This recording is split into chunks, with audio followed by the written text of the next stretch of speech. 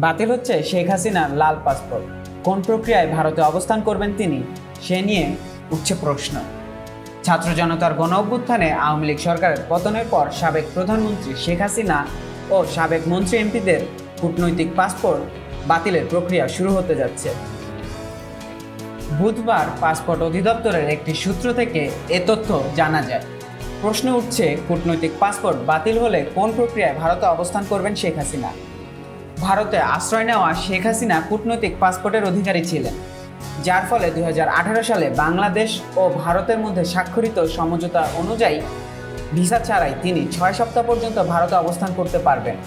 5 August তিনি ভারতে গিয়েছেন এবং বর্তমানে সেখানেই অবস্থান করছেন। ভারতের আইন অনুযায়ী আগামী 16 সেপ্টেম্বর পর্যন্ত আইনসম্মতভাবে দেশটিতে থাকতে পারবেন শেখ হাসিনা। যদি এর আগেই তার পাসপোর্ট বাতিল হয়, তাহলে তাকে নতুন করে পাসপোর্টের জন্য আবেদন করতে হবে এবং ভিসা নিতে হবে।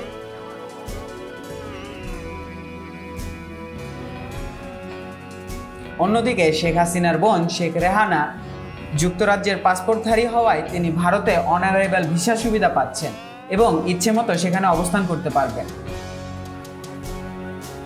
সূত্রের মতে, লাল পাসপোর্ট বাতিলের পর যেসব সাবেক মন্ত্রী এমপিদের বিরুদ্ধে ফৌজদারি মামলা রয়েছে বা যারা গ্রেফতার হয়েছেন, তাদের সাধারণ পাসপোর্ট পেতে আইনি প্রক্রিয়ার মধ্য দিয়ে যেতে হবে।